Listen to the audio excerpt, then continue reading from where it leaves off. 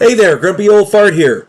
Be sure to check me out over on Rumble. There you'll find all of my stuff from YouTube, plus my political and social commentary and weekly current events, which YouTube frowns on. Links to my Rumble channel, as well as my other YouTube channels, and links to let you order my books are in the description of this video. If you enjoy my content, please like, subscribe, share, and comment. I welcome your comments, even if you disagree with me. Now, on with the video. Hey there, Grumpy Old Fart here. I'm doing a Recon the role-playing game story video, and I'm going to try to say this word properly. Nguoi, Rung. Nguoi, Rung. I do not speak Vietnamese. I apologize. I probably butchered the hell out of that. Anyway, years ago, I read an account of soldiers in wartime encountering all manner of strange phenomena. I have done some of them on my channels. Go and check those out. Things like UFOs and Foo Fighters from World War II, ghosts.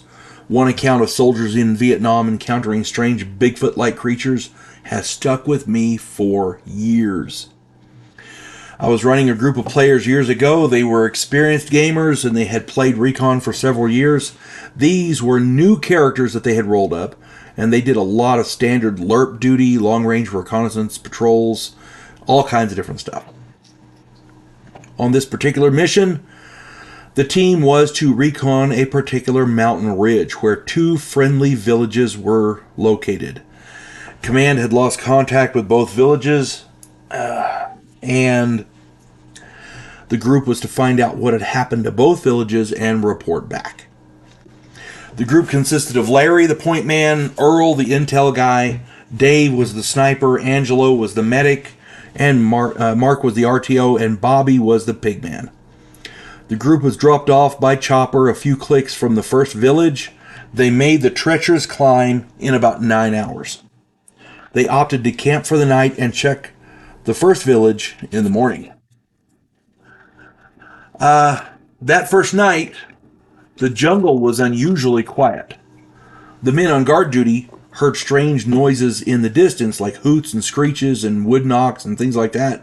The entire group was jumpy because there were no other sounds. It's not like they didn't hear birds or anything like that, you know. So the next morning they get up. Everybody was jumpy. The first village that they hit, they walked to the village. The first village was deserted. The first village was deserted, except for two dead bodies found in the biggest hut.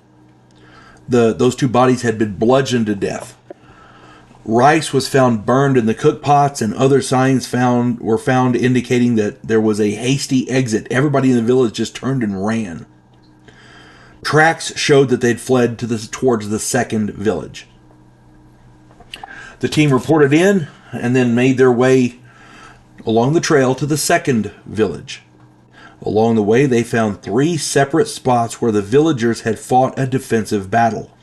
There were shell casings and broken farm implements, along with a few crossbows, broken arrows, that kind of thing. They'd fought with whatever they could. There were lots of blood trails, but no bodies. It was rocky terrain, so there were no real tracks to speak of. They reported it and moved on. The second village was where the survivors and other villagers had made their stand. Tables, carts, and other stuff had been used as makeshift barricades, lots of broken implements and shell casings, but no bodies. In this area, there were lots of tracks, human, barefoot tracks from 14 to 20 inches long. They reported it and they requested extraction. Their helicopter was scheduled to arrive after dawn, so they had to spend the night there. The team set up trip flares and claymores. They set up their perimeter. They settled in for the night. They had guards posted, the whole 9 yards. At 10 p.m., it started to rain, and the sentry, Earl, reported strange sounds like grunts and shrieks and knocks. He also reported movement in the trees. The group took up positions and waited. When the trip flares went up on the east side where the trail was, the group opened up and sprayed the trees. Howls of pain and rage were the response. Suddenly, figures charged out of the jungle from all directions. Huge, man-like shapes, bellowing and shrieking like demons in the night. The group fought hard for 2 hours, keeping the things out of the village. But those things were difficult to kill. They absorbed a lot of damage and threw boulders and logs. As the team ran low on ammunition, the RTO radioed in for artillery, but none was available.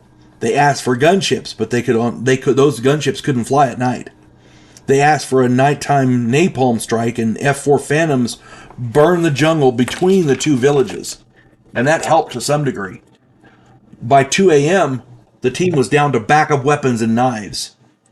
Another wave of these things drove them out of the village. Dave and Angelo were killed. Larry, Earl, and Mark fled to the cliff behind the village and started climbing down. Bobby took the remaining firearms, a couple of .45 pistols, and fought rearguard to cover their escape. When he ran out of ammo, he used grenades to cover his escape and ran for the cliff. The four of them reached the bottom and hid out until dawn. Then they radioed to redirect the evac chopper to their location. The players really enjoyed the change of pace of this particular adventure, and honestly, who doesn't love a good monster story? They really got a kick out of it when I explained that U.S. Army soldiers had reported these creatures during the Vietnam War in real life. The words Nguoi, I'm going to spell it Nguoi, and the second word is Rung, R-U-N-G. Nguoi Rung, I guess that's how you pronounce it. It means people of the forest. The Vietnamese have been reporting them for centuries. So yeah, it was a nice change of pace. The players loved the action. And again, who doesn't love a good monster movie? A good monster story. So yeah, if you can put some of that in some of your games, I don't think anybody's going to argue. You folks have a good one. Had kind of that Predator feel, you know.